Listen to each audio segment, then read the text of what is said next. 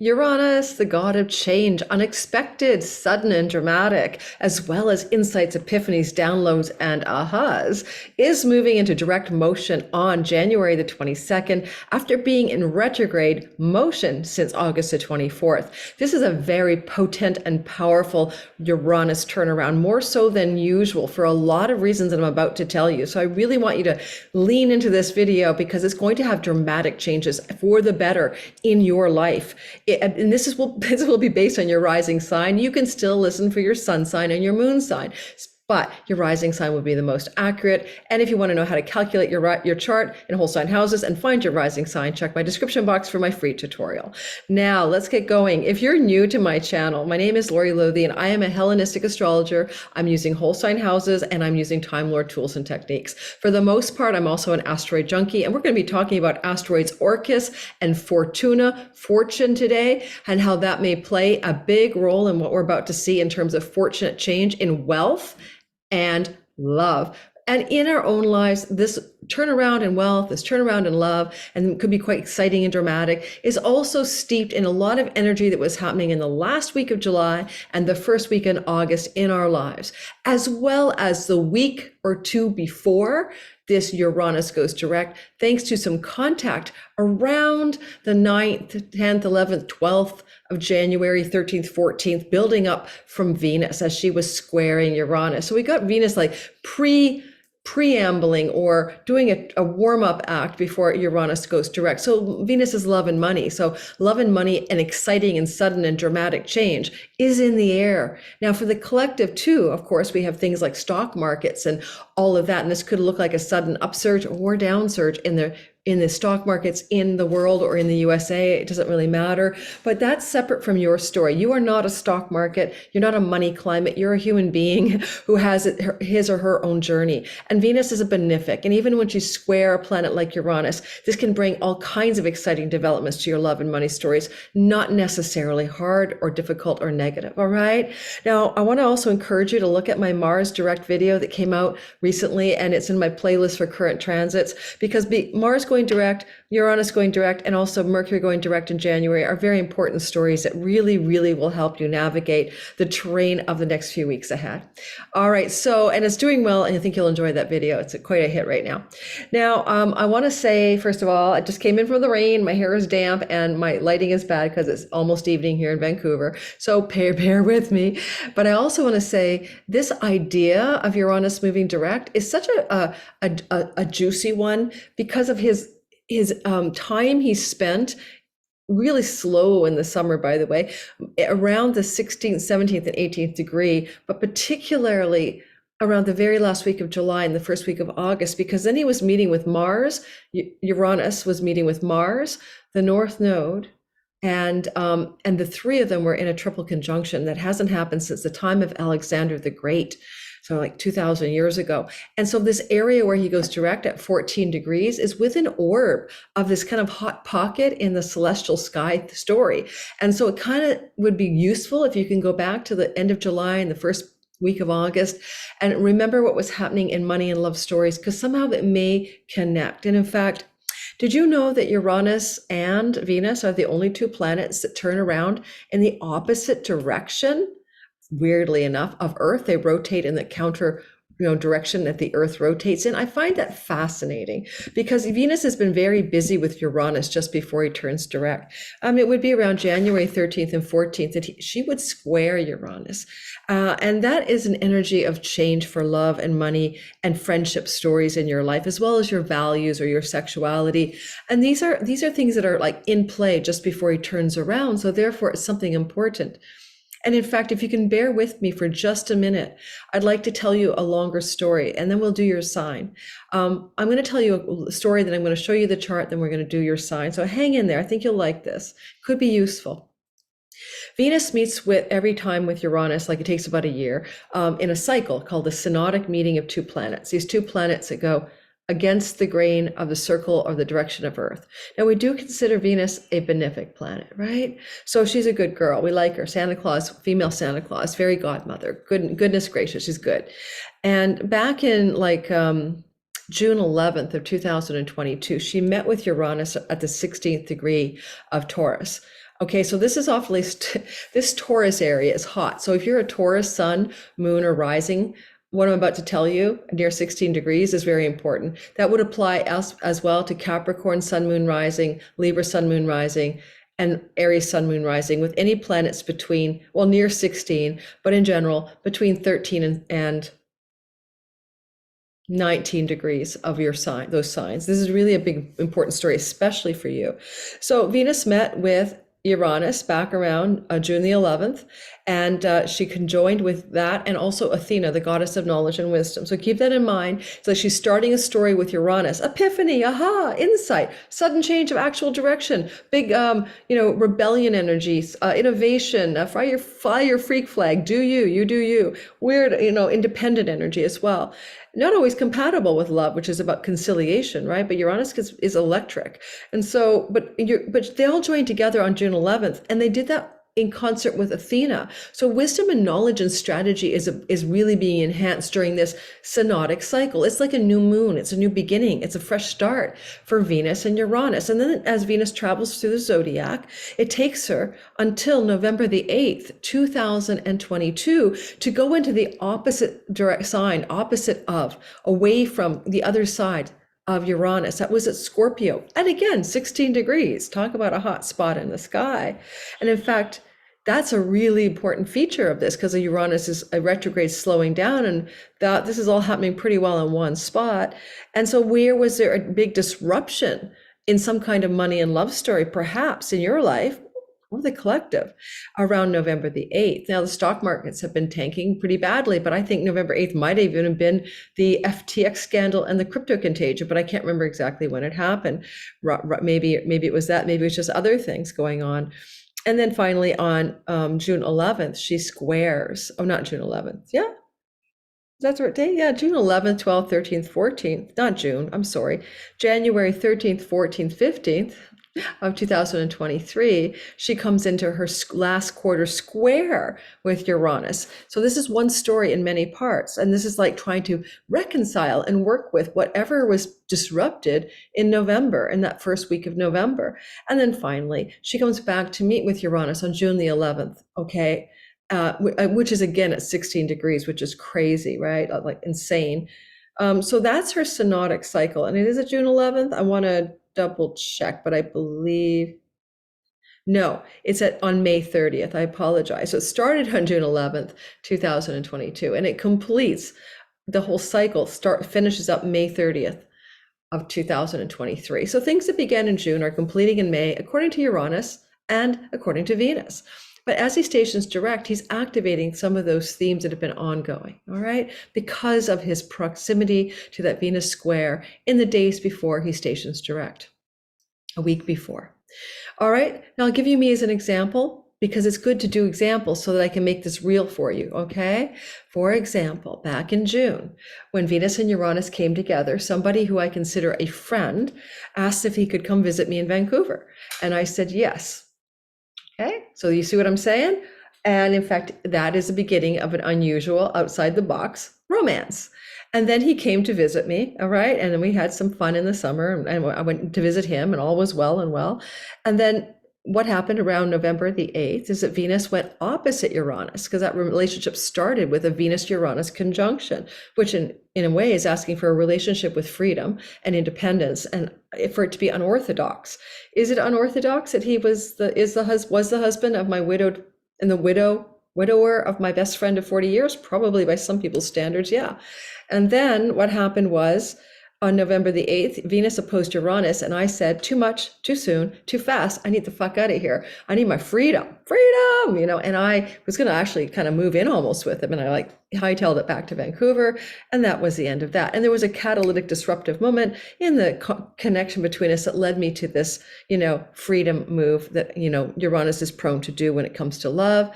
And then lastly, now I'm speaking to you recording on January 12th, because my Patreon community will get this ahead of time before it goes public.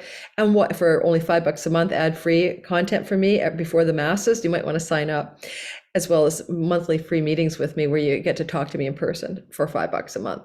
But anyway, so then Venus is squaring Uranus on January 13th and 14th.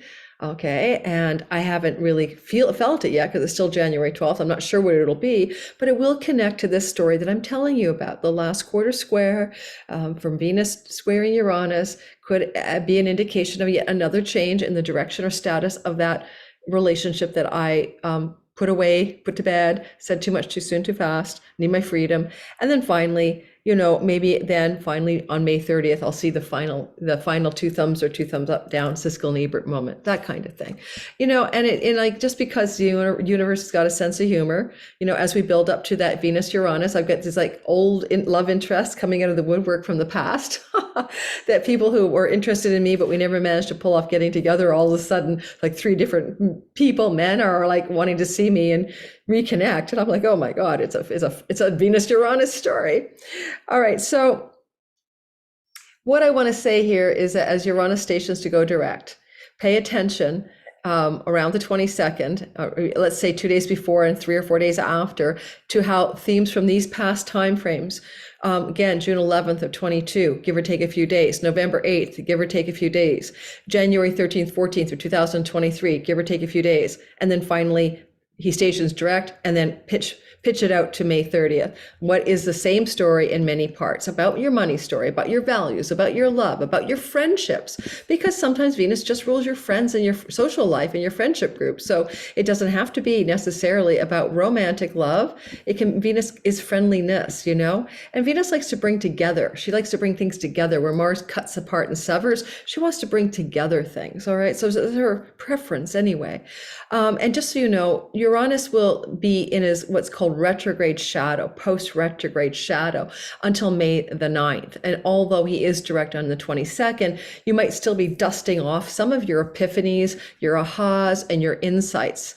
Venus is the goddess of pleasure as well. So some of these ahas and insights you had August 24th, all the way through to January 22nd may have been about pleasures in your life. Like, I'm on dry Jan, you guys know my story. I got Bacchus on my Mars and Dionysius on my Venus, the asteroids. I love wine. I don't like any other alcohol, and that's my thing. And I am not just dry Janning, but I'm looking more deeply at whether I want to be even engaging in wine at this point in my life. So we'll see. That's Uranus, epiphanies, insights, ahas. All right, moving on to you. Let me show you what the sky looks like, because I was looking down at my notes here, not you guys. And this is just a quick picture of what I want to talk about so that you can see it before we do all signs. I'm almost prone to do one of my videos today where I'm just going to leave this up because I don't have the patience to keep swapping out my backdrop. This is not going to be one of those long videos like my Mars video. If you're in the live premiere with me, please hit the like button. It does help my channel grow. And if you also would subscribe, I have 47% of my regular viewers subscribed and the other not subscribed. If that's you and you like to watch my content regularly, the more subscribers who are regulars, the more regular viewers who are subscribers by ratio, if I got to 70% or something, the more the channel succeeds on the YouTube algorithm. So if you could help me out with that, I would so appreciate it. All right, so bottom line is I want to show you just some of the asteroid stories and what's happening here. All right. Remember when I told you that Venus was with the wisdom and knowledge goddess and also Uranus on June 11th or so of 2022? Well, this Athena is still in the story. Wisdom, knowledge, strategy, she's there. And the reason she's there is because you can see she's in a sextile to Uranus as he stations at 14, almost 15 degrees. Just be serious, right? To move direct. Why am I on January 17th? That is too funny. There we go. So there we have January 22nd. And if I move myself into the hours, you will watch him turn from the red color down below in the second house Taurus to his plain Jane colors of going into direct motion. So the turning point is approximately around 6:30 p.m. Eastern Standard Time that he turns around on January 22nd. And he has been making contact with Athena. So she's moving toward him. He's moving toward her. What wisdom and knowledge has been gained through epiphanies and insights and ahas and revelations throughout this August 24th to January 22nd that have now the capability to be enacted as forward momentum albeit with some Uranian surprises up his sleeve. Nothing goes as you expect with Uranus. Second of all, you can see the asteroids Fortuna or Abundantia. Did I say Fortuna in the beginning? I mean Abundantia, abundance, cornucopia, and wealth, next to Orcus, the underworld god, known as the punisher of broken oaths. But still, he's just like another Pluto. I think he was an Etruscan version of Pluto, and Pluto is also the god of wealth. So what is it about wealth that's going on here? Is it a wealth of love? Is it a wealth of money or resources? It's an earth sign. There's some kind of earthy, tangible, resourceful, embodied wealth vibe going on. Yet it's a surprise. It's Uranus. It's unexpected. And also you can see that Venus and Saturn across the way, and Venus is up in Aquarius, and Venus is the lord of this story, right? Maybe I can do some annotations here. Venus with Saturn, enduring love, sober love, lasting love, mature love, a friendly love, a marathon love. Love can be hard. They're perfectly conjunct. Is it always that hard? Maybe not, but sometimes it is. And there's Uranus with the North Node down here and hanging out with him in that little squiggly thing that you're seeing there. Oh, who is that guy? I almost forgot who he is. Let's take the annotation off. He's an asteroid that I thought it would be. We used to, Albion. Albion is where you get stuck. First of all, it has to do with an ancient island in England or in ancient Britain, prehistoric Britain, where the giants once lived. I love that. It's like the giants once lived. Those are probably aliens or something. But anyway, and I mean, people say, oh, the giants didn't roam the earth, except tons of skeletons have been uncovered with gigantean giants, huge people, and with elongated heads, just like the pharaohs, with their hats and the Pope. It's because there's some kind of species of human or not human that had very tall with long heads. And believe me, this information has been suppressed. It's in the archives with the Smithsonian. I know I sound like a nut job, but trust me, there's a suppression of ancient history. And anyway, that aside, I doth digress. What I was trying to say is Venus has joined up with Saturn, and all she cares about is lasting love, enduring love, love that goes the distance, love that matters for the long haul, love that is reliable and realistic, or money that has all of those qualities as well. And she is sitting in legacy wealth as well, like money from family of origin, inheritances, sometimes are Venus, Saturn qualities as well. And here she is looking over at what's going on in her house, right? And she's looking across the way in a square. She's kind of glaring, but she's still looking over. She did spend some time around 12th, 13th, 14th, 15th, 16th in a relationship to Uranus. She's past it now. She's already done her, hey, let's get some insights into money and love right now already, please, yesterday already. And Uranus was retrograde, so he wasn't ready to fully deliver the goods. Now he's direct on January 22nd. But with the Albion Britain High Hill here, that got me into the giants with the elongated heads, what we're really talking about, according to the software, is some place in our lives where we do everything on rote, autopilot, where we're just stuck in like autopilot. And of course, Uranus will have nothing to do with autopilot. He's the disruptor of autopilot. So we're getting off autopilot. We're not in a rut. We're not in a status quo. We're breaking a rut. There's a rut breakage going on here where we no longer just go along, do the thing, autopilot on in love and money stories. All right. And then I do want to point out to you that over here is Psyche. She's directly across the way. She just means soul, but she's also a love story where she thinks that this love is suspicious, and it turns out it is the real deal, that the guy that's in love with her is indeed Venus's son, Eros, and he's madly crazy for her, but her sisters plant the seeds of suspicion, and then she does the thing she's not supposed to do, and then she loses him, and she does all these travails to get him back. So sometimes I think of Psyche, because Psyche and Eros, as something to do with a love story in which you're basically not believing it because it seems too good to be true. And you could actually sabotage a love story because of that.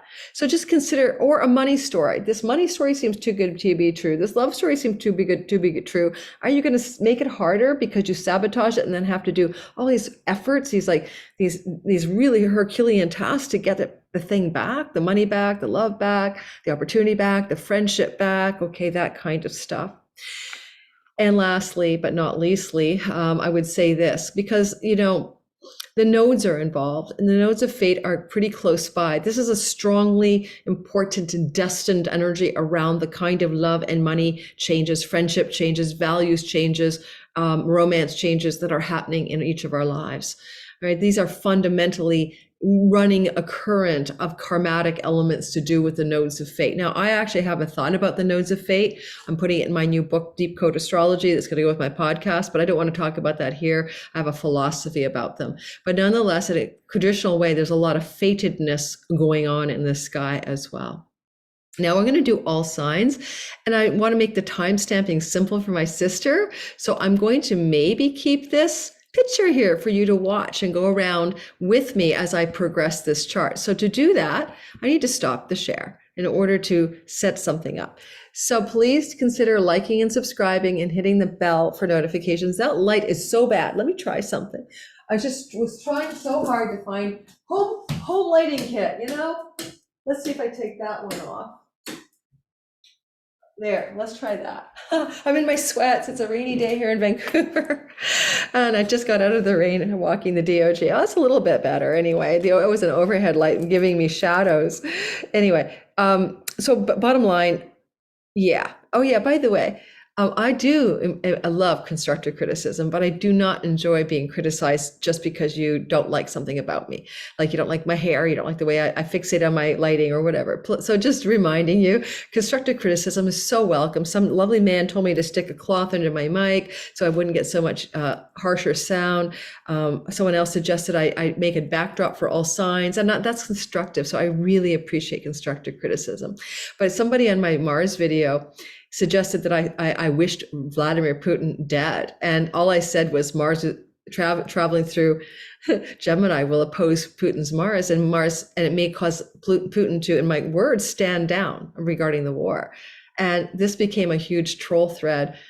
I pinned it to my Mars video. If you want to go, this is gossipy, because I'm like, what the hell is this? I said nothing about Putin dying or wishing him dead at all. In fact, quite the contrary. All right, so because I have my thoughts about that war. All right, so let's get going. And let's talk about Aries and then move forward. I'm going to spend about maybe 5 minutes only on each sign. I always go long, even though I don't intend to, but it is getting dark and I do want to start making some food here on January 12th. Just a gentle reminder, if you want to check my description box out, I'm teaching my Sky Reader class in March. I think I'm still going to pull off the Divine Timing Masterclass in February, but I am moving this week and it's chaotic. So if I don't do it in February, I'll be doing it maybe in April. But nonetheless, I am teaching classes. And if you wish to learn astrology from me, I love teaching it. So I'd love to have you in the class. There are wait lists for both of those courses because I usually fill it up on the wait list before it ever goes into my big mailing list. All right, of like 5,000 subscribers. Let's get rolling. I'm going to put the chart up for you. And what I'm doing is removing the annotations, which are irritating. And now, well, I'm getting back to you. I'm also taking it into whole sign houses so I can rotate the chart. It was pinned to Aries 0. Whole sign houses, yeah, where are you? Ha ha, gotcha.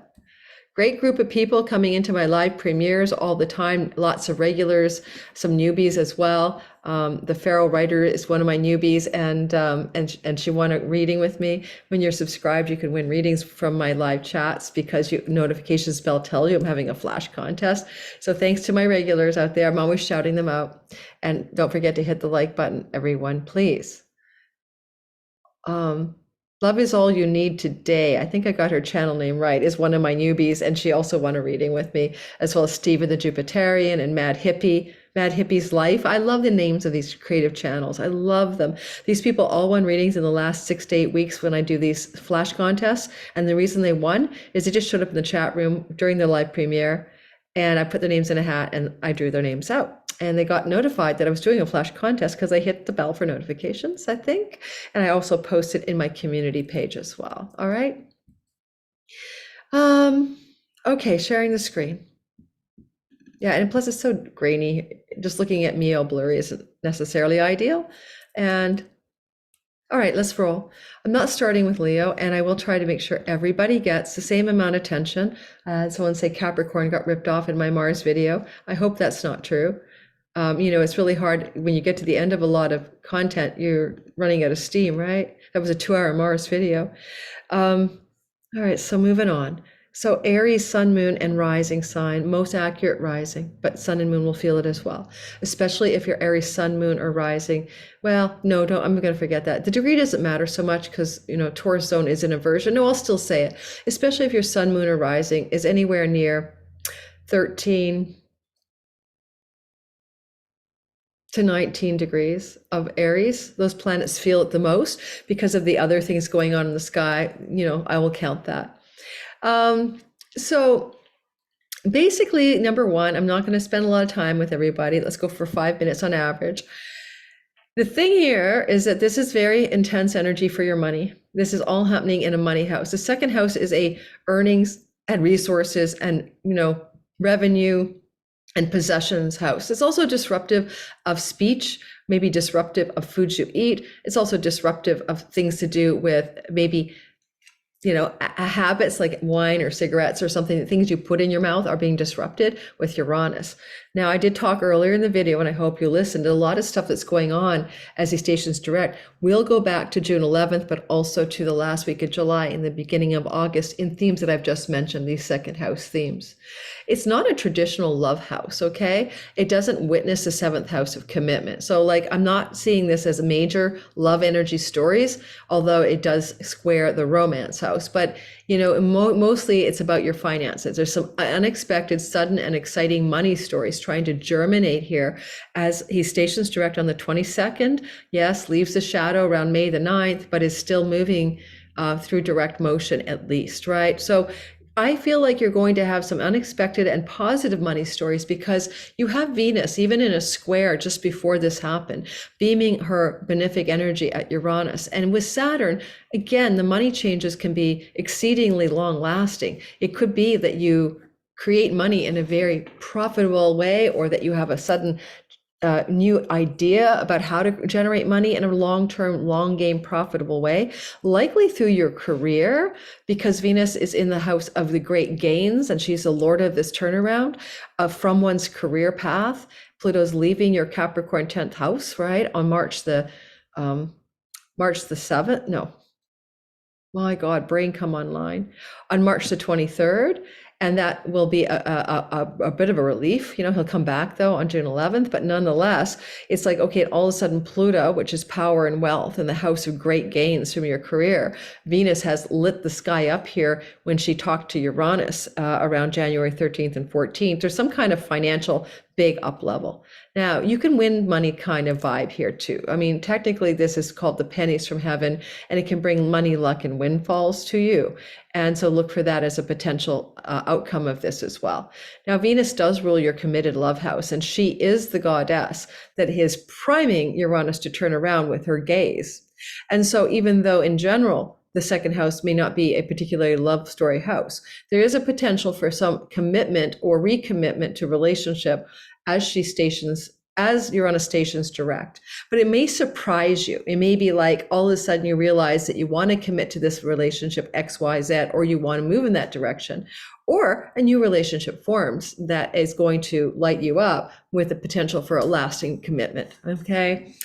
And also, because you have this energy of Fortuna and wealth, Orcus, the undergod, world god with Abundantia, I should say, Abundantia, the cornucopia of wealth in your sixth house. This is some kind of wealth that will allow you to pay off debts, allow you to be wealthy because of an opportunity to do with a property you want to lease or lease out, be the renter or the landlord of, maybe a wealth opportunity based on something that's happening to do as well with pets. Now that's kind of weird to say that, but maybe, you're lucky that the breeder has an extra, so-and-so dog that she can't sell and you get it for free or something. But, it's like goodness there, abundance there. And it's also abundance for health and bettering your health and your health protocols and routines as well, Aries. And so there's a good sort of fortune vibe with sort of a wealth of goodness and a cornucopia of goodness in your sixth house that Uranus is also triggering, and it may be very sudden. So if you could pay off debts, because 2-6 could be lots of money showing up and all at once,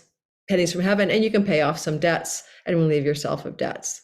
And then lastly, I just would say with Psyche, this kind of unrequited love or this difficult love story where there's suspicion, but it was really the good thing and it was all good to go, and Psyche didn't trust it.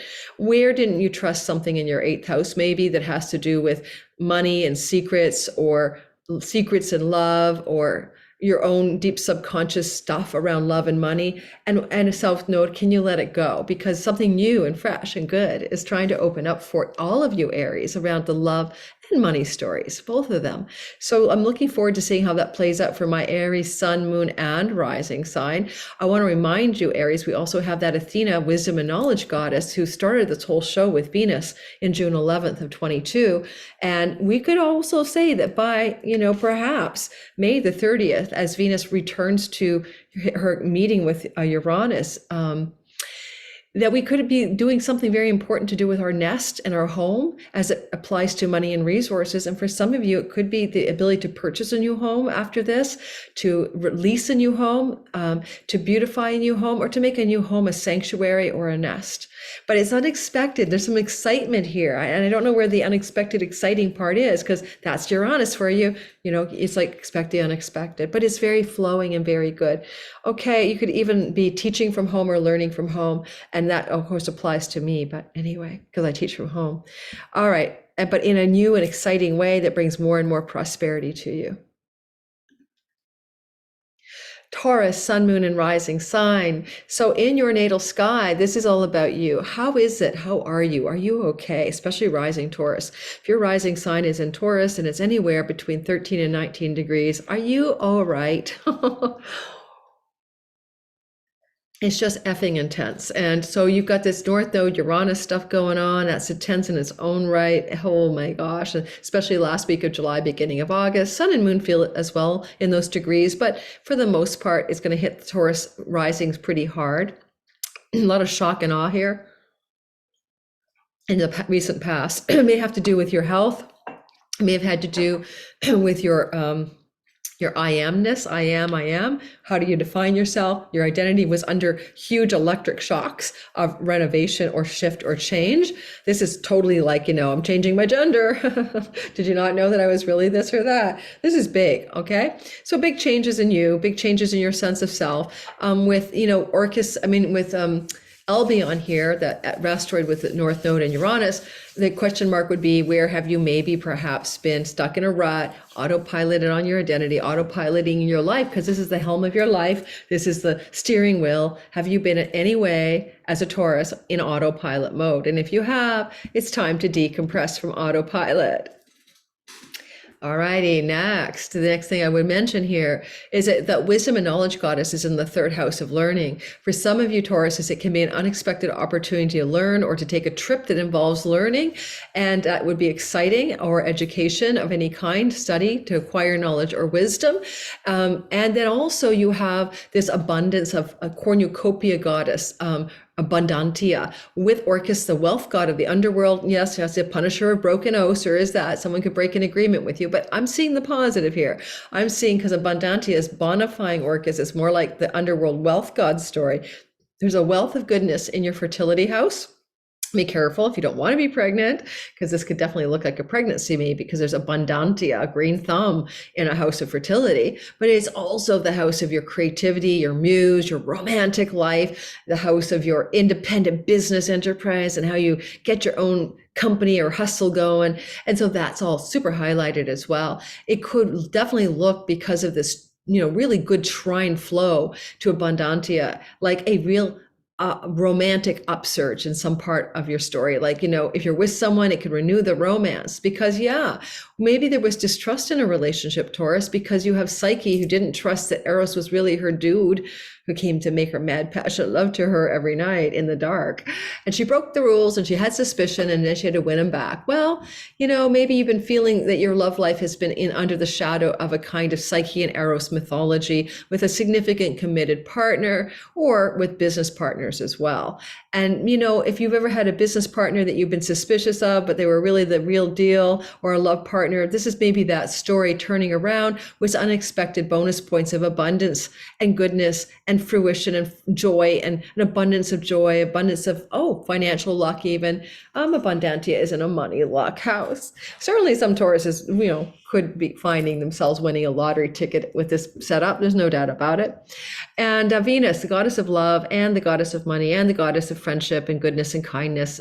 She's sitting in the 10th house and she's meeting up there with Saturn, and they're co-joining. This is a very important story in the sky as they meet together, and they do this synodic dance. And this is about enduring love, committed love, lasting love, and all of that, lasting money. But it's a career house. So, where in your career endeavors and your reputation in the world, the thing everyone sees you do, are you trying to make some, directional momentum that's quite exciting and freedom and rebellious and innovative? Because you're the innovator, you're the rebellion one, you're the freedom seeker. It's all in the house of you, but it also ends up affecting your career in a positive and good way. I mean, seriously, Venus Saturn could be a female boss, or an upgrade in your income from your business or your career or your paycheck, upgrade.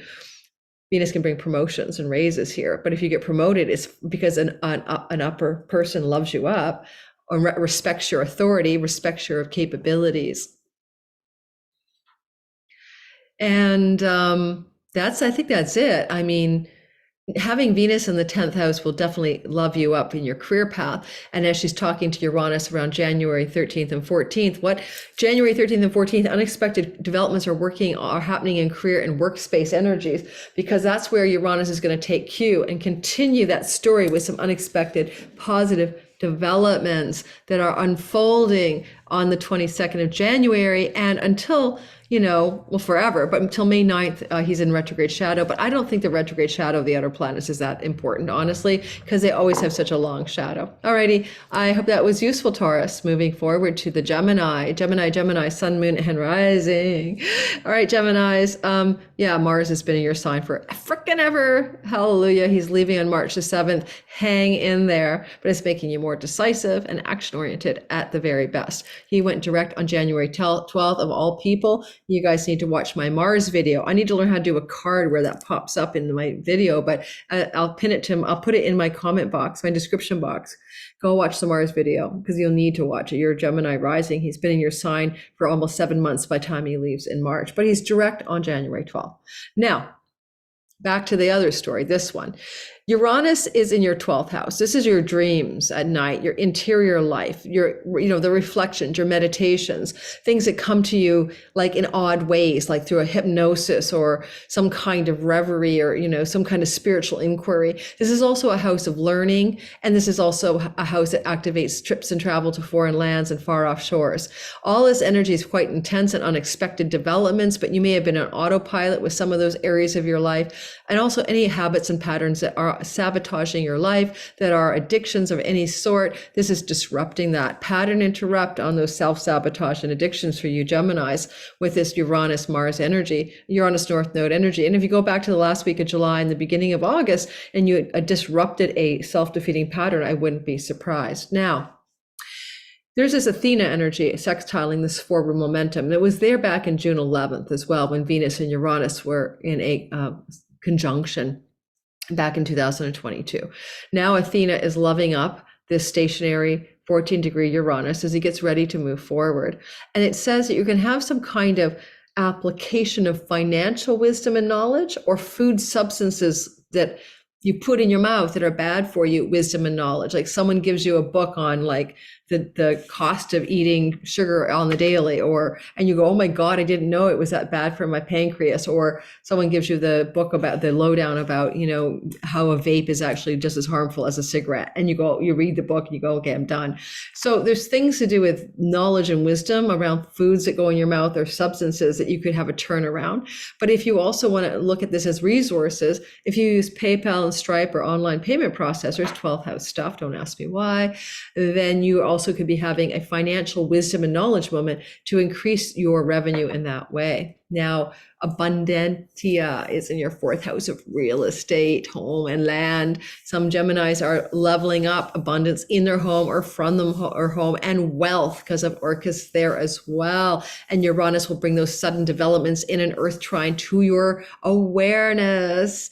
Well, Venus, the Lord of this story, is in your ninth house of foreign shores, foreign lands, and travel, foreigners from your place of birth. Love in a foreign land, love from a foreign land, love consolidating in a foreign land. These are possibilities that may be hatching as Uranus is doing his exciting jolt of electrical, unexpected activity from the 12th house of foreign shores with the lovely goddess Venus in the ninth. She bonifies you in winning in court cases or getting books published or agents found as she's up here, and unexpected backroom deals and negotiations in those areas could be working in your favor after January 22nd. And lastly, I do really like that this suspiciousness of Psyche on the south node in the sixth house is going to be perhaps disrupted because, as Uranus goes direct, he's basically busting away and saying, out of autopilot as well. Autopilot is Albion here. Yeah, he's saying, where have you been distrustful of and not sure about the work you're doing in the world, or about your health stuff and suspicious of that, or suspicious of situations to do with pets and tendencies. Something's breaking free here. It's hard to put the Psyche and Eros story here, except to say if you're in a karmic love story, a very deeply karmic, indebted soulmate love story, and you've been suspicious that that love story isn't the one for you, then there's going to be a disruption of your suspicion, and a removal of that part of the narrative as the light of a lightning bolt shifts your perspective on that kind of suspicion. All right.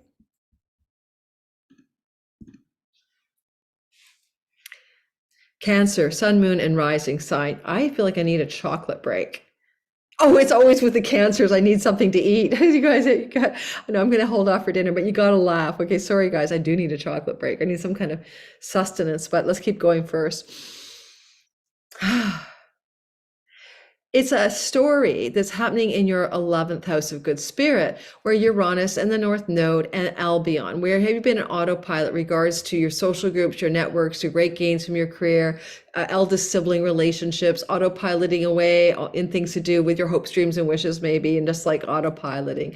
And then all of a sudden we have this disruption of the autopilot here. And then we also look at Athena, the wisdom and knowledge goddess. You're looking at your own wisdom, your own strategy and knowledge to help in this pattern interrupt of this maybe place of autopilot in your life. With Abundantia and Orcus, wealth and abundance and fruitfulness and cornucopia of goodness in your third house.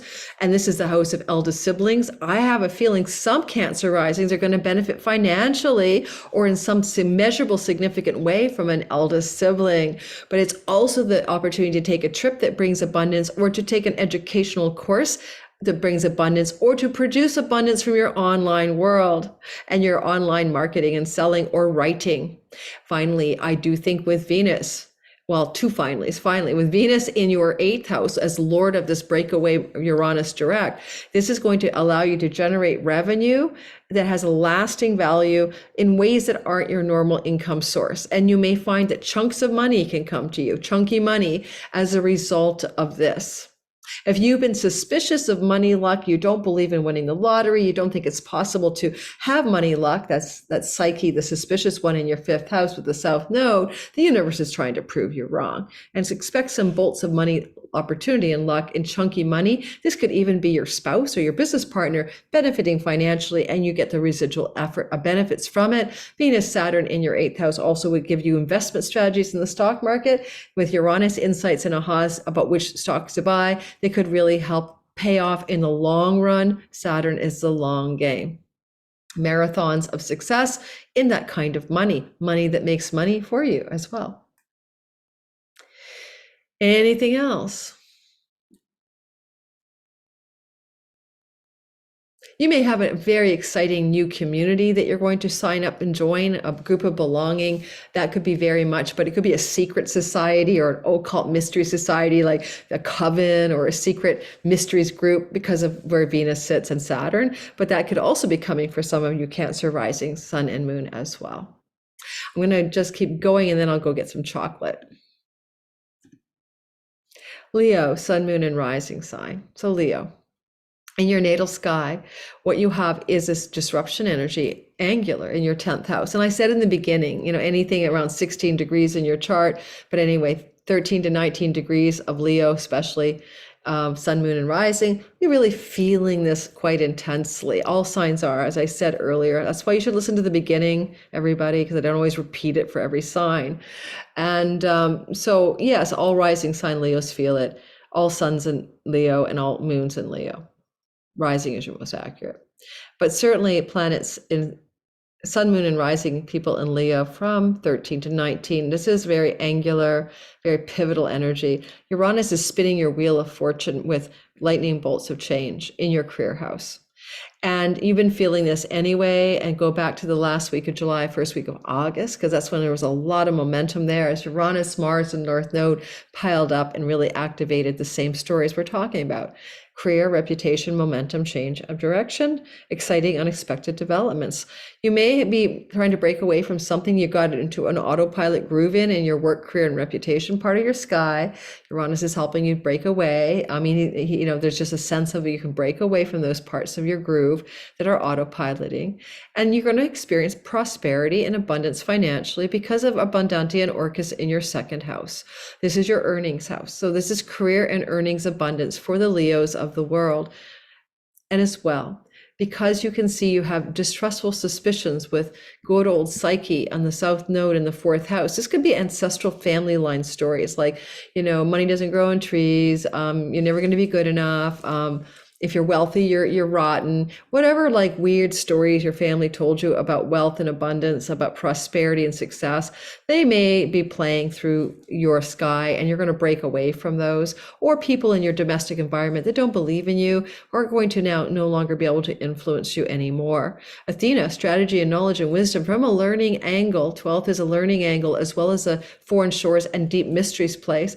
But some of this is about channeling this knowledge and information and wisdom that you're going to use to create career and money success from deep within yourself. And lastly, Venus is the lunation is the breakaway lord of Uranus moving forward on January 22nd. And she's sitting there with Saturn in your seventh house of audience and clients, marketplace, and committed love. In what way are you getting ready to maybe also see through, because go back to January 13th, 14th, when that Venus was squaring Uranus in your seventh house. You could have a radical breakaway situation of excitement with a client. A client could be difficult, but a breakthrough. You may have stress when your marriage partnership or long-term partnership, January 13th, 14th. But with Saturn there, you want to work it out. You want to be realistic. You want to go the distance if you can. And all of a sudden, there's this like movement energy forward, one way or the other. Okay, because I do think that with Saturn here, he's kind of like, hey, there's a cracked engine block. You can't fix this car, or the foundation of the house is cracked. We're going to have to tear it down. That kind of thing. So big turning point energy. Very exciting though, because Uranus is involved. Maybe an unexpected turn around or turn of direction in a major significant relationship in your life. Venus wants the best for you. Okay, and your partner. And if you guys aren't suited for each other as a Leo rising, this could be disruptive. And if you're meant to stay together, this can deepen the relationship and yet bring some excitement into your life as well with that person. Because Uranus does bring the exhilarating component of everything into reality. Now, I am just going to pause and grab a little nibble. And if you're listening in my live premiere and you have yet to hit my like button, please hit my like button and the notifications, and please subscribe. All of those things are really important in the algorithm of YouTube. Hang on while I grab a chocolate bite. So I'm moving tomorrow, right, on the 13th. Yes, Friday the 13th, but it is a Venus day, and 13 is a sacred number in the divine feminine. And so I packed my chocolate up already, and I can't find it. So instead, I got a hack for you guys.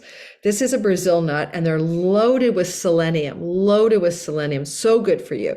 And this is just a pitted date, organic date. And you take it, and you make a sandwich with a Brazil nut and a pitted date. And it is such a good to go snack when you're like going, I need some sugar high, but I don't want it to be junky. It's so delicious. Now, I'm not going to munch it on the mic. I know it pisses people off. I'm going to stop the recording, eat it, and then come back. I'm back. Oh, it's delicious. Okay, moving on to the next sign. Where was I? All right.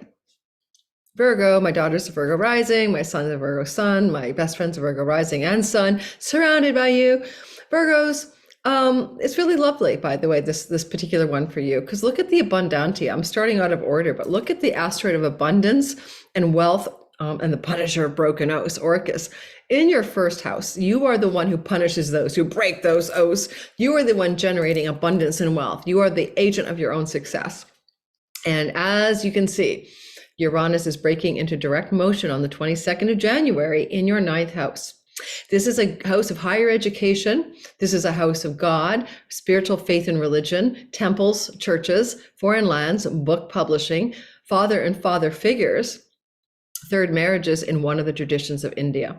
Well, in this area, there's breakthrough because you're getting out of autopilot.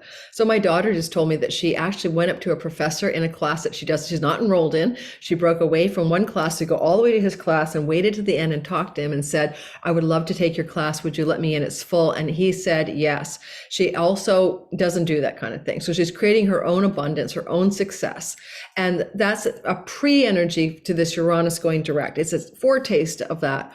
So you got this momentum, because academia and academic environments is the ninth house, Virgo, but also momentum and really good energy around foreign shores and foreign lands, visas, passports, court cases, and legal matters. All of this stuff is kind of out of autopilot and moving into forward destined North Node momentum. Yay. Wisdom and knowledge is coming to you as a result and because of and intertwined with this. If you go back to June 11th, when Venus conjunct Uranus with the North Node. And then, as I said in the intro, November 8th, and then January 13th, 14th. These are three parts of one story. And you want to go back to all of those stories, regarding ninth house themes of education, foreign lands. I've said it all. I'm not going to say it again. And then as we look at this idea, okay, that there's something breaking free, there's some new momentum, there's some new exciting, exhilarating change. Athena's saying, and over here in the 11th house, I'm helping you out. Well, this is great gains for one's career, but it's also great energy for a knowledge and wisdom accrued through larger groups of belonging to the society of, the club of, the community of something in which you're acquiring a depth of wisdom, knowledge, that you need to have in life for some reason.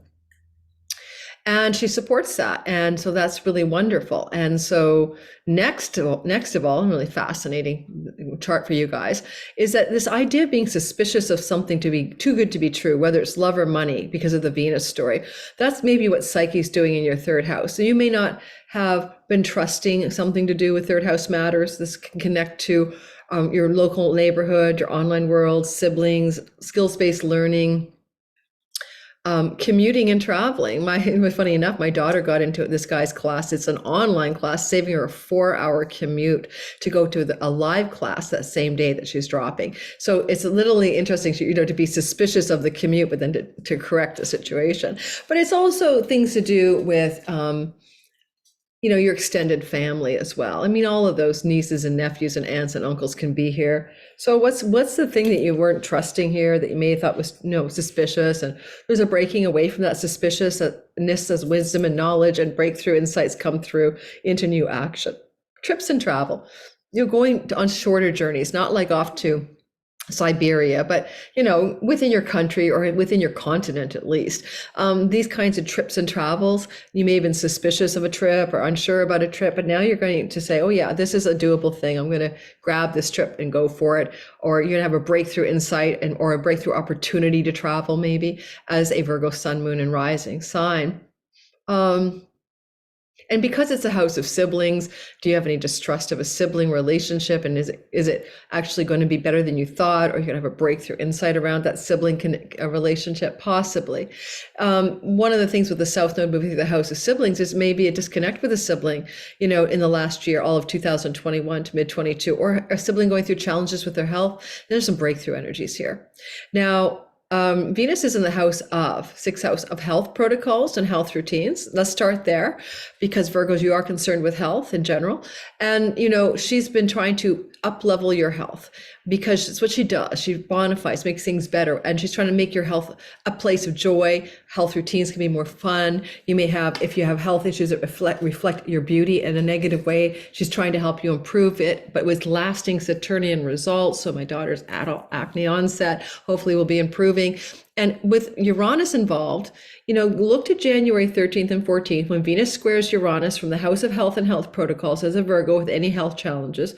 And then there's a sudden breakthrough energy, because the square from Venus to Uranus is like, yes, it's friction, but it's still Venus. So what is this kind of insight breakthrough download? Because pineal gland energy can be Uranus around improving your health protocols or your health to avoid sickness. And then as Uranus stations direct on the 22nd, it all becomes outpictured in exciting new ways. And I would say as well, one of the things you might look at is removing any debt. I mean, Venus is in a house of debt. Saturn is hard work or constraining, eliminating, reducing, contracting any debt you have financially. Okay, if you're a single Virgo and there's any kind of gnarly karmic relationship with somebody that's been really difficult, like, this could be a breakthrough in that relationship in some way at the end of it maybe, but also a breakthrough in it, so that it's no longer like a bee in your bonnet or a thorn in your side or something like that. Especially if it's a relationship that may have involved a ninth house setting, someone from a foreign land or an academic connection, or somebody embroiled in legal matters with you. Okay. Anything else? Nope, that's about it. I hope that you enjoyed that, Virgo. Moving forward. Libra, sun, moon, and rising sign. Guys, this is like a really cool story because it can influence your finances, and there's a lot of money stuff going on in the sky for you. So, if you're a Libra rising, you're looking at a breakthrough and a new momentum and a sudden change of direction and insight and exciting developments going on in your 8th house of chunky money, other people's money, inheritance money, loans, bank loans, mortgages, things to do with taxes and insurance, things to do with your partner's money. Big and exciting breakthrough, sudden change, action in your 8th house. And I like that Venus is in a money luck house, especially for gaming, like playing to win, like a lottery or something. And she's also the Lord of this. Look to January 13th, 14th to see what was going on around that time to do with money stories or romance stories. Sometimes the 8th house is a secret romance. You may have been engaged in some kind of secret thing. Gemini, Libra, sun, moon, and rising. If you had a secret hideaway romance you didn't want to share with the world, or there was some reason to keep it under the wraps, this could be a change of that, a breakthrough around those energies, maybe a disruption, but maybe also just a change where the relationship becomes more public. And then, Venus here is the house of your children, and there could be some unexpected financial developments regarding your children, but I think more or less should be positive. And again, go back to January 13th, 14th to see the seeds of what may be playing out more fully when Uranus goes direct on January 22nd. If you're a single Libra, you could start a new relationship under this transit, but again, it may start off as secret for some reason. But it may have a capability to be a lasting relationship with Venus conjunct Saturn, although a very serious one at that, and maybe with somebody older. Technically, Abundance and Orcus, the wealth god of the underworld, Etruscan god of the underworld, are sitting in your 12th house. And this is like, unless you're making money from foreign shores, barter trade, import, export, or PayPal Stripe accounts, if that's not a part of your world, this could be something to do with a luscious wealth of opportunity in your dream life, in your ability to kick bad habits and addictions, self-undoing, in your ability, a wealth of goodness in your ability to engineer a foreign shores adventure of some sort. Athena, knowledge and wisdom in your 10th house, is somewhat connected somehow to this money story as well. Some kind of career wisdom, knowledge advancement could lead to some greater income, because you have suspicion here, or maybe doubt or fear that it's not what it seems with, I think, Psyche South Node in the 2nd house of earnings. Remember, she doubted that Eros was her man, that this guy was good. Of course, it was a freaking god, right? And she doubted it. And now you listen to the beginning of the video for the whole myth. And so, where are you doubting your own values, your own self-worth, your own earnings potential?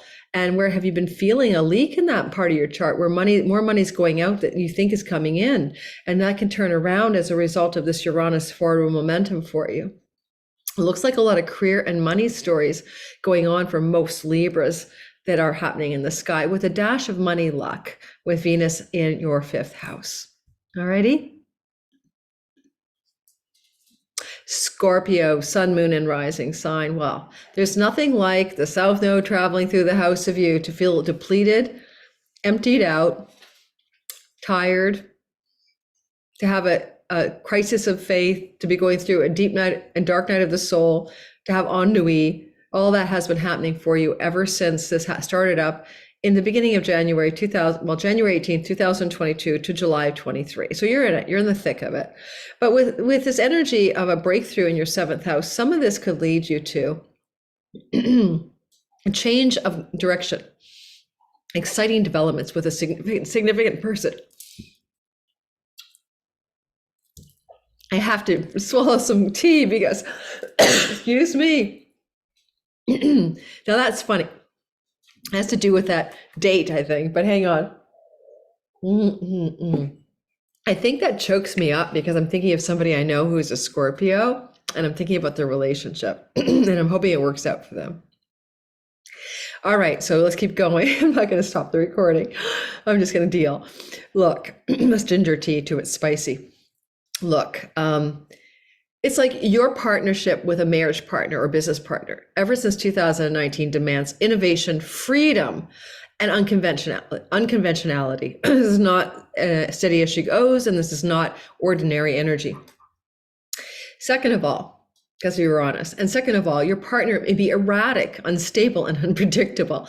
And the North Node, you're focused a lot more on this business partner or your audience or clients, they're being erratic, unstable, and unpredictable, and they also need freedom, and you do too. And it's been tough, right? As things are going on here since 2019. And now Uranus is moving into direct motion on the 22nd, but a week before, so on January 13th, 14th, he was in a gnarly, but also prosperous, potentially good thing, square to Venus. Domestic strife with your partner leading to breakthroughs, or things to do with real estate and legal contracts, frustrating but leading to breakthroughs, and lasting, enduring results. If you and your home and legal situation, or your domestic life with people you live with, and your love partner situation is going to come out of this situation in, let's say, the 3 or 4 or 5 or 6 weeks after Uranus goes direct, it's going to produce a lasting and stable result. Okay? But I'm not going to pretend that North Node Uranus energy isn't make or break a bit. It is, you've also got, where is there an autopilot going on in your significant business, love, and client partnership energies where you're just on autopilot, time to break away from autopilot. Who breaks away, what breaks away, how it breaks away, I can't tell you. That's Uranus, unpredictable. However, you got wisdom and knowledge from the 9th house. Now, 9th house would be guides, mentors, shamans, advisors guiding you. It can also be things to do with courts and legal matters, things to do with travel to foreign shores. So Athena strategically may be helping you from the 9th house. Often 9th house is guides and advisors giving you what you need to know in order to make these choices or to ride the wave of some just potential disruption, but ultimately it's for your highest good. The Venus, who owns this disruption in the 7th house, is in a conjunction with Saturn, the Lord of time and karma. Could be a karmic shelf life on a love story. Could be a karmic shelf life on a real estate or property story. Time to end it, time to move on now. Also, you have this suspicion energy of Psyche who didn't believe the real deal, and she had it really good and she kept doubting it, and then she fucked it up and then she had to fix it. And this is you. You are the one with the holding this suspicion energy, and it's looking over at your partner. Is that your marriage partner? Is that your business partner? Who are you suspicious of and why? This is really the Psyche and Aerosmith in your chart. Psyche and Aerosmith in your Psyche and Arrows myth in your chart. It sounds like I'm saying Aerosmith, the band. Yeah. And so, maybe your partner is the real deal and maybe your suspicion is not founded or something like that. So there's some breakthroughs there. And then liking that abundance in your 11th house. Now, if anyone's going to have a windfall, it's probably you guys. Hello. Abundantia and the wealth god Orcus, the underworld god of the Etruscans, also punisher of broken oaths. is there. If a friend breaks an oath with you, or some friend has like gone back on a promise or something like that, that could be one of the stories that's turning around here for sure, with a trine to the seventh house, where there's a reunion or a repair going on around that. But there's also abundance, and this is a money house. The 11th, it can be pennies from heaven or great gains from your career. So you're up leveling some kind of financial prosperity as Uranus turns around, and he's in a trine to Abundantia and Orcus in your 11th house of good spirit, a very fortunate house, a very blessed house. So this is definitely looking more positive than anything else when it comes to the financial situation as well. And anything else I'd say? An eldest sibling could help you prosper financially if you have one, as well as your friends and allies could be also a part of that newfound prosperity as well. Moving on to the next sign.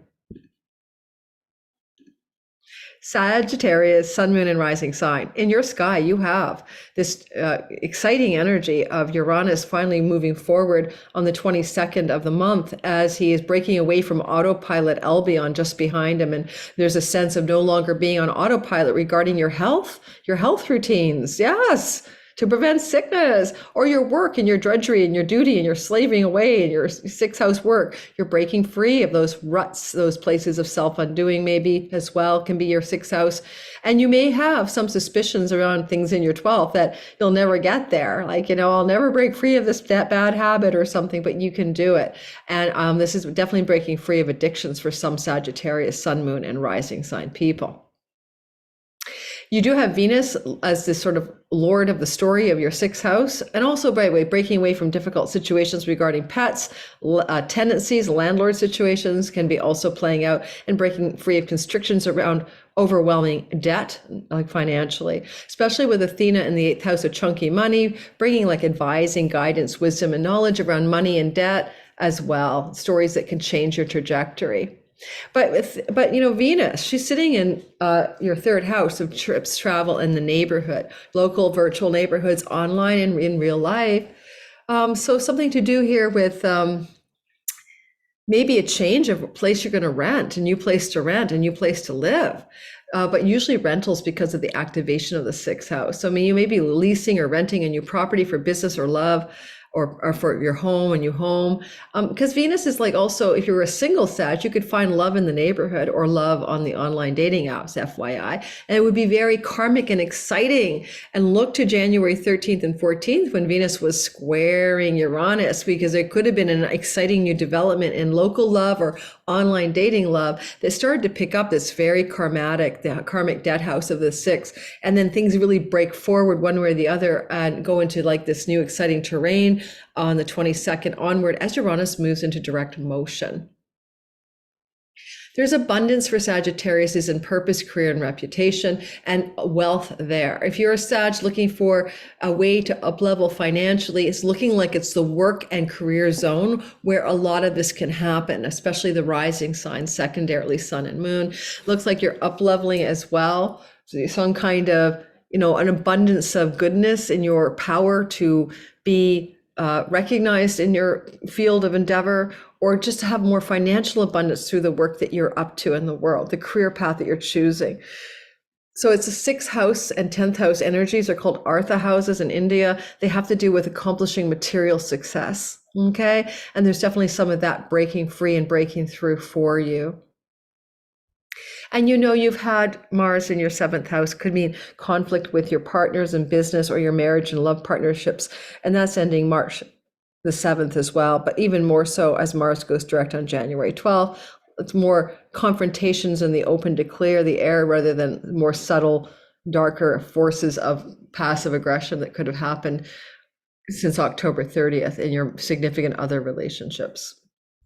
Even just being trolled, by your audience could have been part of the problems for Sages during this period behind you, October 30th to January 12th. Watch my Mars video. It will help you see more about that story. Capricorn, sun, moon, but always especially rising sign. I say it 1,000 times. If someone asks me in comments one more time, should I listen to my sun or my rising sign? I always say at the beginning of every video, your rising sign, your rising sign. Sun and moon secondarily. Capricorn, sun, moon, and rising sign. If you're watching the live premiere and you have yet to hit my like button and you think you might want to do that just to help me grow, then I would really appreciate it. And of course, subscribing is even better. All right, so Capricorn, this has been a disruption energy in your marriage, in your romance house and your children house for a while. I mean, sometimes Uranus here is unexpected pregnancy or precipitous unexpected pregnancies.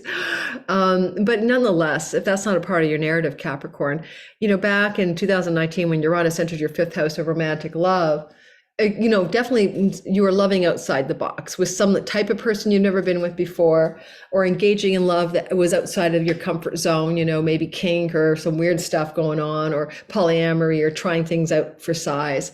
But also Capricorn, with Uranus here, there's a desire for love that is free, freedom in love, innovation in love and romance, and especially in sexuality, that kind of stuff. But also there could have been unexpected developments with your children in their own lives or in your relationship to them as well. Some part of you has been on autopilot, maybe with Albion there, going on rote, going on autopilot in a romantic thing or relationship to children, or in your own independent business, enterprise, or creativity, especially creativity. And now that's about to break free on the 22nd of January. Look to January 13th and 14th. Before that, when Venus was squaring Uranus from your second house of speech and earnings, possibly there was a very erratic and exciting and difficult, but challenging and good conversation with a lover that happened around the 13th and 14th of January, or perhaps there was a financial breakthrough as well that was trying to percolate, but full momentum after the 22nd. Venus is a money goddess in your second house of money. She owns the action of the fifth house sky. It belongs to her. It's her house. She's sitting with Saturn, who wants nothing but stability and long game, long tail, longevity, marathon energy to do with the way you conserve your money, spend your money, save your money. And Venus is going, yeah, okay, let's be very cautious and safe with our resources. But Uranus is like, frig that, let's change it up. That's a square, right?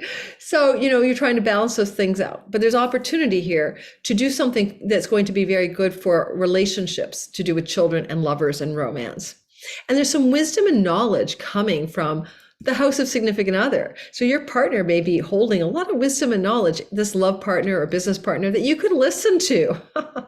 Now, Athena can be lawyers, believe it or not. I won't tell you why, but it works that way. And this is a legal house. So legal contracts or documents involving lawyer type people, notary publics or whatever could be happening here, in a flow to things to do with your children or your independent business or your romantic life.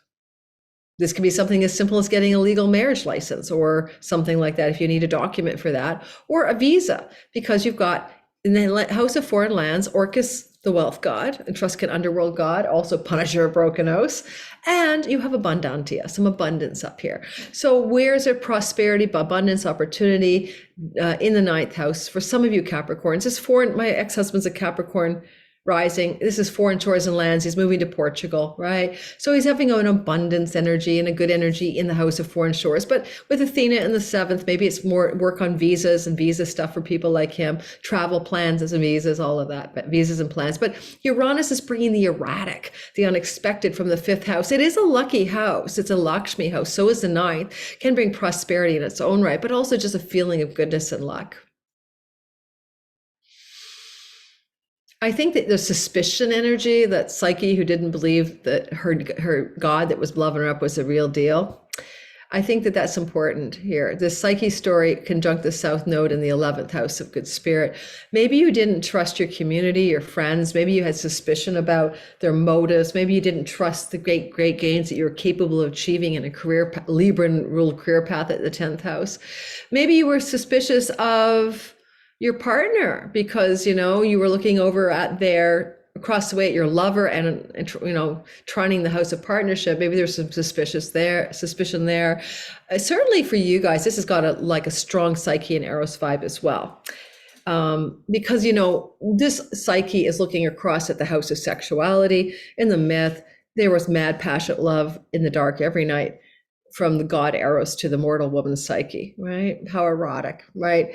And so the sex was amazing. And then the stepsister said, this is a monster. You're having sex with a monster. You need to look at him with a lantern. And the rule was she could never do that or this thing would end. And of course she did hold up a lantern, saw he was a gorgeous, beautiful god of God. He was a son of Venus. And then he had to leave because that was the thing.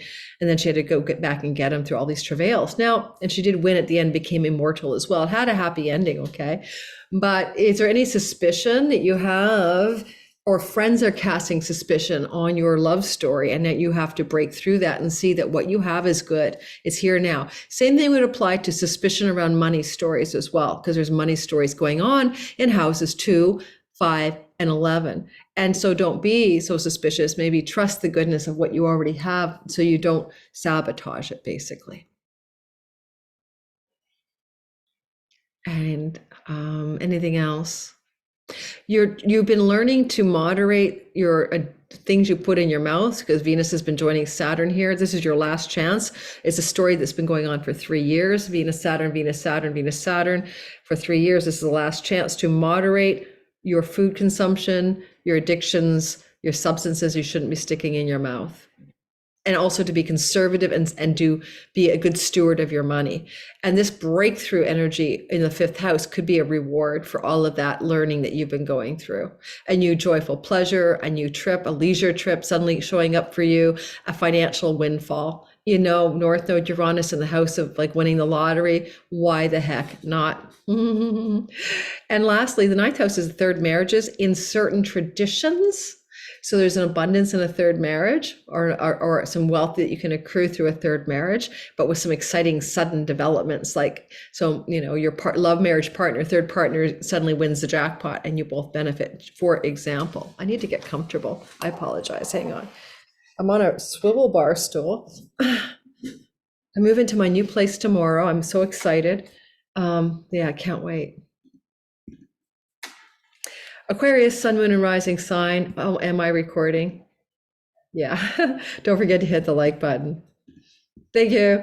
All right, I need to stand. Aquarius, sun, moon, and rising sign. I've been sitting too long. Hang in there with me, guys. Oh, that's better. Oh, that is more comfortable. All right, just gotta move my body. Only for the Aquarians, but I'm feeling like, yeah, there's too much sitting here happening. Too much sitting going on. All right. Just maybe I'll try something. You'll do a Cam White. Before he got his lapel mic, he was always holding up like a Yeti blue. I love Cam White. Oh my God, I wanted him on my channel. I'm going to keep trying. I reached out to him, but I never heard back. I wonder if my email went to spam. All right. Okay. I can tell you my favorite astrologers: Astrolada, Lada de Shiva, Crassi, Cam White. And I love Donna Stellhorn too. These are some of my faves, like, and of course, Justina Rossi as well. Okay, she's like a friend, colleague. All right, and Louise Eddington, who's starting her new channel now on YouTube. So go check these people out if you're into other people's channels. Okay, going into me, Aquarius, sun, moon, and rising. Well, holy man. So basically, you are going through a time with a lot of intensity around your home. Where do you want to live? You know, reminds me of that. Are you my mother, Dr. Seuss? You know, but are you my home? Are you my home? So starting in 2018, there's been disruption as Uranus first tiptoed into here, and he's got full time in there since 2019. And basically, it's a nomad transit. There's disruption in the nest, especially if your IC is here, but it doesn't matter. Mine's not, and I've been disrupted as all hell. So the 4th house is the home. It's the ancestral line. It's your family of origin. And I've been moving quite a lot in those last, 2018 to now. I haven't really found my landing pad. And I am moving into my latest new place on Friday. And so this disruption is not to make your life miserable. It's about freedom. It's about independence. It's about breaking the rules. It's about doing it your own way. But eventually you're going to want to stick the landing on some place to live, because we can't keep nomading forever, right, Aquarius? And for the degree of your rising sign, it depends, like my rising sign at 18 or so, Aquarius, or, 16 to 18, depending on the rectification, has been really feeling it. And so each of us will have a different sense of how intense this has been. So, I mean, Aquarius rising with sun, moon, or rising, but really a rising anywhere between 0 to 19 degrees. I've been feeling this in the last few years, and the rest of you Aquarius is going to get it over the next few years until 2026. Good luck with that. It's kind of done with the rest of us. So that's the backdrop. There's a disruption in our home. We're not too sure where we're supposed to live, and we're denested quite a bit. And we're also Uranus in the home. The first time my YouTube channel took off was 2018. Uranus went in there and my views went skyrocketing. I was talking about enlightenment and stuff back then, and weird shit like the ascension wave and all of that. And Uranus is the god of the internet. And my channel went soaring, and I was doing the recordings from home. So you can also be very productive on the internet from your home with Uranus in the fourth house. This just moving forward motion on January 22nd is taking cue from Venus squaring Uranus on January 13th and 14th. And that cycle that started in June of 2022 and will complete in May of 23 is about money and love stories. What was going on around January 13th and 14th in your life, Aquarius? Where the thoughts about money and love and your perspective on money and love, Venus is going through the house of you, we're maturing, Saturn, becoming realistic, becoming masterful and sage-like because of that co-presence of Saturn. And as this was happening, there's a turning point, January 13th, 14th, 15th, that's in play, and Uranus is still not direct, but you'll notice something important about love and money at that point. Put it on your calendar, especially as it deals up things to do with ancestral stories around love, the way you saw love in your family of origin, and things to do with love and where you live, and money and where you live. Look for exciting developments, breakthroughs, and exciting changes of trajectory, January 13th, 14th, hinting at what will really be a larger story after January 22nd, as Uranus moves forward in your fourth house. Because you have wisdom and knowledge goddess Athena in the house of pets and leases and debts, there's opportunity to suddenly pay off a debt, slam down the mortgage, pay off the credit card, whatever else, pay all that money that's owed to somebody or someone, or have unexpected money owed to you return, or even be able to lease a place. Now I'm already leasing a place on Friday, so I hope there's no disruption, but the surprises you, a surprise around leasing a place is positive. A leasing a home surprise. Wisdom and knowledge goddess Athena also has to do sometimes with legalese, and so there might be some unexpected but positive development in the legal structures of a lease. I'll give you an example. I'm leasing a place for 6 months, furnished rental, lovely place, 2-bedroom, great views, roof deck, private. And I'm getting a really good deal because this woman lives abroad and she has to rent her house out for 6 months to avoid a penalty tax in the city of Vancouver. And maybe she'll say, you know what, why don't you just rent it for a year? I'm not going to come back to use my place and, stay on. That would be a positive surprise, wouldn't it? And I'd say, sure, I would absolutely rent it for a year. Slam dunk, So I'll give you a heads up what happens 13th, 14th of January. I'm moving on the 13th of January. We'll see what happens. Then the other thing is abundance. Okay, now this is really exciting for a lot of Aquarius risings because Orcus, he's a punisher of broken oaths. He's also the Etruscan god of the underworld, and possibly this is indicating some financial prosperity through a stock investment, a tax rebate, an insurance company payout, an inheritance. But it's coming through Orcus too. It's a death house and a death god, and it's an abundance or, Abundantia. Now, I don't want to worry anybody. I'm not here to cast, negative energy into the sky, but you could be receiving an inheritance or news of an inheritance, or maybe there was an inheritance money that was forestalled and it's coming through because fourth house is legacy wealth, and this is family of origin wealth, and this is inheritance money. So for some Aquarius rising, sun and moon, there's some inheritance stories going on here. Maybe there's some inheritance stories. Uranus is involved, so it's unexpected and it's sudden. So we're not talking about great grandpa sitting in his bed at 99.9 years old. I don't think so anyway. Venus is the lord of the story, like it's happening in her house. She's also the lord of the house of father and father figures. Possibly that's an indication that it's a patriarchal figure that may be donating money your way, either by bequeathment or just out of some kind of goodness of their heart. Who knows? Now, you could also receive some blessings financially here because you're doing some kind of hard work with your knowledge and wisdom in the world, like me, and it's loving up your 10th house. But you've got a South Node transit through the 10th house. You have to let go of something, time to release and surrender. For me, it's primarily the need to let go of doing so much one-to-one work. I'm now booked up to the second week of March. It's crazy. I opened up 24 new spots in January, February to accommodate clients who are frustrated, who have seen for years. And now I realize I'm gonna have to close my booking calendar. Probably I'm gonna close it for April 1st. Why? Because I can't, like, I don't want to be Stephen Forrest with clients 2 years out that paid me money. Well, that feels awful, because what happens if I get sick or I'm not here and all these people gave me their money? That doesn't feel right to me. And it doesn't feel good to be that booked out that far in advance. It doesn't give me mobility to change my mind and go off on a flash vacation. So there's that need to let go for a lot of Aquarius of something in the work they're doing. And here's the suspicion here. There's Psyche. What are you suspicious of? What are you unsure about, Aquarius? What are you not trusting in your career and reputation space? It just seems too good to be true. Maybe that's me going, can I really continue with YouTube making this a business work? Is it too good to be true? It's taking off. Every YouTube channel takes off and then falls flat eventually.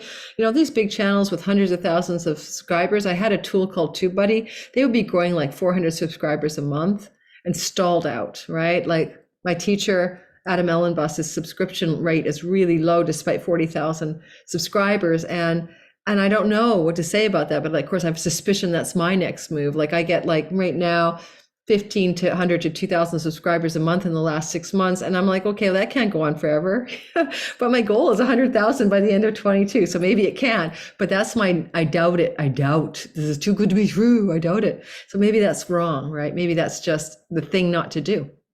Uranus is going to give exciting surprises.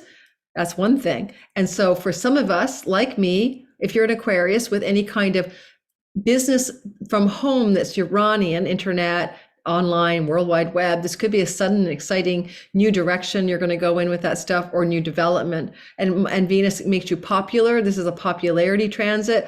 It's miscongeniality when Venus is moving through the first house. So you could suddenly be very popular, have lots of appeal on some content you stuck out into the internet world as well. And sometimes with Athena in the 6th house, I've seen it look like acquiring new knowledge and wisdom that's surprising and exciting regarding improving your health so that you avoid sickness. Okay, so keep that in mind. And firstly, Pisces, sun, moon, and rising. I just heard 2 other astrologers do the old last but not least, and they didn't get trolled over it. But I've been so trolled by that expression that I'm never going to do it again. So yes, first but always first. Pisces, sun, moon, and rising sign. Especially if your, sun, moon, and rising sign is anywhere, like I keep saying in every video, I don't say it, but I don't know, 13 to 19 degrees of Pisces, very flowy energy from the 3rd house toward you as this disruption or, unexpected developments of the status quo that you've been stuck in, the old, status quo. I forgot to mention that for myself, the Aquarius. Where in my home am I in a rut? Also, where in your 3rd house are you in a rut of status quo autopilot stuff and you need to break free? This is trips and travel. When Pisces, it's the last time you took a trip. When's the last time you went on a journey? Or are you stuck in a rut when it comes to your local neighborhood or your sibling relationships or your aunts, uncles, and cousins or your skills-based learning? Where are you kind of autopiloting and it's time for a new direction, a breakthrough here, breakthrough. Now, Venus is the Lord of the breakthrough in your 12th house of foreign lands. And that can also definitely begin reiterating the need to travel to a foreign land to get out of a rut. My sister's a Pisces rising. Maybe she needs to travel from Ohio back to Canada to visit me and my other sister because we can't visit her. We're not vaccinated. The United States is the only one of 3 countries left in the world that requires 2 vaccines from 2 years ago that don't work anymore in order to enter the country. Does that make any sense? No. So maybe my Pisces rising sister has to get out of a rut about staying in the United States and come visit us instead because she can travel into Canada. She's a Canadian citizen for one thing. This is really good for internet generated revenue. So a lot of Pisces are getting out of a rut regarding their online world and moving into a greater goodness around sustainable online revenue being generated. And if you've had any kind of frustration or suspicion around 9th house things where you doubt yourself, this is doubting your dharma, doubting your life's purpose, doubting your faith in God, doubting your ability to be an academic success, to publish that book, doubting your ability to win in a court case, and doubting the way things are looking to do with foreign lands and foreign shores and trips. And maybe you think, like, I don't believe it's possible, or it's not true, it's too good to be true. And that's that Psyche and Aerosmith that I talked about in the beginning. And maybe you're wrong, and it is good, and it is true. And you don't want to sabotage yourself from your doubts, right? There's abundance in your marriage house. Now, this can be that your partner is abundant and wealthy, or becoming wealthy, or will be wealthy, or will come into some wealth. Or you could generate wealth through your clients, audience, and marketplace. That's 10th house from the 10th. So this is a place of abundance for you. And that abundance is in a really lovely flow to Athena in the 5th house of inspiration, creativity, the muse, romance, and children. If you're a single Pisces and you're looking for love, this could definitely be love on a trip or foreign shore or far away land, for sure. And maybe with somebody who generates a great deal of abundance in their life and thus in yours.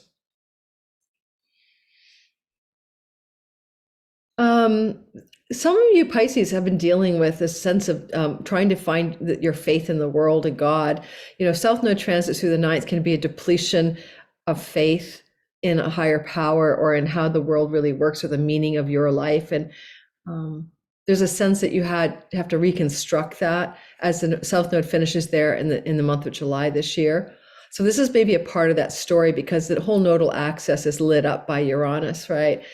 So you may be doubting something to do with the universe is a friendly place, or things happen to me, not for me, that kind of thing. Like your faith in life has been tested in the last year. And you're now coming back home to what you really believe is true about life and the goodness of life, or the not goodness of life, hopefully the goodness of life. Your children could have some positive developments. Uranus is sextile Athena. They may have some positive news about colleges, campuses, learning, and university, or children. This is a grandparent and child story. I'm not going to get into why. So for some of you, Pisces rising especially, you could be getting news from a child about a pregnancy or the potential of you to become a grandparent. And there's also potential just good news coming through, or wisdom and knowledge news coming through the arc of your children. Lastly, Saturn moving through your 12th house, and it's going to be over on March the 23rd, March the 7th, is a transit of completion and coming to terms with your deepest spiritual self. And also it's a hermity transit, solitude, and it's a time of letting go of your addictions and self-defeating shit. And it's almost over. You're at the frickin' finish line already. So celebrate that. And Saturn will come into your first house, Pisces, and with Neptune in your first house by transit, help you make your dreams become real. The dreams you've been incubating since 2011 are going to finish strong from this year, 2023 to 2026, as you accomplish and make real some of your deepest wishes, goals, fantasies, visions you have for what you want to accomplish here in planet Earth, in this dimension, in this reality, in this simulation. There's an expression in Course in Miracles, you can wake up in the dream or from the dream, and if you wake up in the dream, you make it a happy dream kind of vibe. And this is making your world a sustainably happy dream once you get Saturn in there, but it's not going to always be easy because Saturn's a taskmaster. So nothing happens overnight. The first year is always harder when Saturn enters a house than the second year. But he's getting you ship shape to get things going in your life with, focus, perseverance, responsibility, and duty and self-sufficiency. All right. It makes you rely a lot less on your marriage partner, your clients, your business partners, whatever. You become like the master, Zen master of your reality when Saturn enters your first house. And it's all about you getting in charge of you, having the authority and authorship of your life. And so this is like, you're definitely adulting up in a big way. The Pisces tend to be nothing bad, but, creative, dreamy, and mystical sometimes, a little bit mutable and changeable and unsure. And this is going to help you really stick the landing on success in your life without relying on others and really finding your own backbone. Fishes do have bones, right? Finding your own backbone in your life. So that's a little cheerleading for you to finish up strong. I hope that is of use. And if you're still listening in the live premiere, and it is pitch black here now, it's 5:30 p.m., January 12th. Don't forget, if you want to join my Patreon community, for only $5 a month, you get every video before the public without any ads, time-stamped as well. And You also get to meet for the $5 tier with me in a Zoom meeting once every month. It's usually Thursday nights, every third Thursday of the month. And if you tier up to other tiers, one level up for $10, you get another one called the VIP room on the first Sunday of every month. And these are live calls with me. They're very personable. They're very intimate. And that's because right now I only have 43 or so Patreons, and not everybody makes every meeting, hardly at all. And so that we end up looking at your chart, talking about the current sky. And I always put a topic forward that's germane to our current sky. Plus you get discount codes in all of my Athena mini classes. That's usually one a month.